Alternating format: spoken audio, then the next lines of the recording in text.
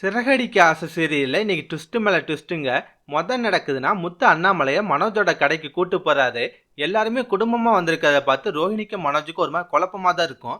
அப்ப முத்து மனோஜை பார்த்து ரொம்ப அதிகாரமா டே சேர்ல இருந்து எந்திரான்வாரு. மனோஜ் எதுக்குன்னு கேட்கும் போது என்னடா ஒன்றும் தெரியாத மாதிரி கேட்குற, அதான் நேத்தே பேசணும்ல, அப்பதான் மேல இந்த கடைக்கு ஓனரு, நீ சாதாரண வேலைக்காரன் தான், சேர்ல இருந்து எந்திரான்றாரு. அதுக்கப்புறம் எல்லாரும் முன்னாடியே அண்ணாமலைக்கு மாலையெல்லாம் போட்டு அண்ணாமலை தான் இந்த கடையோட புது ஓனர்னு சொல்றாரு.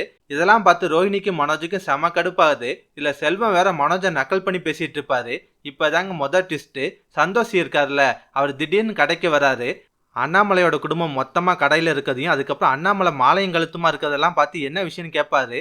அந்த டைம் பார்த்து மனோஜ் சப்டீலர்ட்டெல்லாம் காசு வாங்கியிருப்பார்ல, அவங்களாம் வந்து பிரச்சனை பண்றாங்க. ஏன்டா காசை வாங்கினா பொருளை கொடுத்தியா, என்ன எங்களை ஏமாத்த பாக்குறியா அப்படின்ற மாதிரிலாம் பிரச்சனை பண்றாங்க. அதை பார்த்து சந்தோஷிக்கு ஒரு மாதிரி குழப்பமா இருக்கு. இருந்தாலும் அந்த டயத்துல மனோஜை விட்டு கொடுக்காம இதெல்லாம் ஏன் தப்பு தான், கொஞ்ச நாள்ல பொருள் வந்துடும், நீங்க நம்பிக்கையா போங்கன்ற மாதிரி அனுப்பி வச்சிருவாரு. அதுக்கப்புறம் மனோஜிட்ட கோவப்படுறாரு. மனோஜ் இங்க என்ன நடந்துட்டு இருக்கு, அவங்கள்ட்ட அட்வான்ஸ் வாங்கினா அந்த பணத்தை ஏன் இதுவரை எனக்கு அனுப்பாம இருக்கு அப்படின்ற மாதிரிலாம் கேள்வி கேட்பாரு. அப்ப முத்து வந்து மனோஜ் வீடு வாங்குறேன்னு சொல்லிட்டு ஏமாந்தார்ல, அந்த விஷயத்தெல்லாம் சந்தோஷிட்ட சொல்றாரு.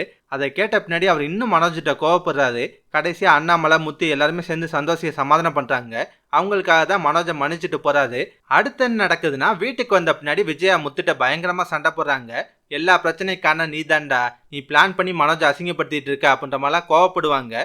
மனோஜும் சேர்ந்துட்டு சந்தோஷி சாரை வர வச்சது இவனோட பிளான் தான்மா, இவன் என் மேல பொறாமையில தான் பிளான் பண்ணிட்டு இருக்கேன் அப்படின்ற மாதிரிலாம் அவரும் பழிய போடுறாரு. அதுக்கு மீனா வந்து நல்லா பதிலடி கொடுப்பாங்க. விஜயா பேச பேச நல்லா எதிர்த்து பேசிட்டே இருக்காங்க. இதெல்லாம் பார்த்தோன்னா விஜயாவுக்கு செம டென்ஷன் ஆகுது. அந்த கோவத்தை ரோஹிணி மேல தான் காட்டுறாங்க. எல்லாத்துக்கான நீ தான், நீ ஒழுங்கா இருந்தா இவள்கிட்டலாம் நான் அசிங்கப்படுவேனா, இங்க பாரு உங்க அப்பாட்ட கேட்டு அந்த பணத்தை ரெடி பண்ணு, அப்பதான் இவங்கள்ட்ட இருந்து நம்ம தப்பிக்க முடியும், இல்ல தினம் தானே இவங்கள்ட்ட நம்ம அசிங்கப்பட்டு தான் இருக்கணும் அப்படின்ற மாதிரிலாம் கோவப்படுவாங்க. லாஸ்டா என்ன நடக்குதுன்னா, ஒரு பக்கம் முத்து வந்து மீனாட்ட மனோஜை ஏமாத்தினார்ல கதிரு, அவரை கண்டுபிடிக்கிறதுக்கு ஒரு பிளான் சொல்றாரு. அவனை பத்தி ஒரு தகவல் கிடைச்சிருக்கு, ஆனா நானா போய் விசாரிச்சா அந்த கதிருக்கு எப்படி இருந்தா தகவல் போயிடும், அவன் உஷாராயிருவான். அதனால நீ யதார்த்தமா அந்த ஏரியாவுக்கு பூ வைக்கிற மாதிரி போய் நீ அவனை பத்தி விசாரி, கண்டிப்பா ஏதாவது துப்பு கிடைக்குன்றாரு. இன்னொரு பக்கம் ரோஹிணியும் மனோஜிட்டு இந்த விஷயத்த தான் சொல்றாங்க.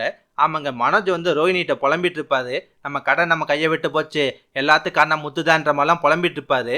அப்ப ரோஹிணி சொல்றாங்க, இதெல்லாம் சரி பண்றதுக்கு ஒரே வழிதான் இருக்கு, அந்த கதிரை எப்படியாவது நம்ம கண்டுபிடிக்கணும், அவன்கிட்ட இருந்து நம்ம பணத்தை வாங்கி அந்த பணத்தை அங்கிள்கிட்ட திருப்பி கொடுக்கணும், அப்பதான் நம்ம கடையை நமக்கு திரும்ப கிடைக்கும், வீட்டுல மரியாதையும் கிடைக்குன்ற மாதிரிலாம் சொல்லிட்டு இருக்காங்க.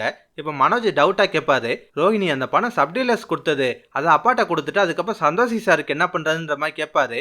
அதோட தான் நீங்க சீரியலை முடிச்சிருந்தாங்க.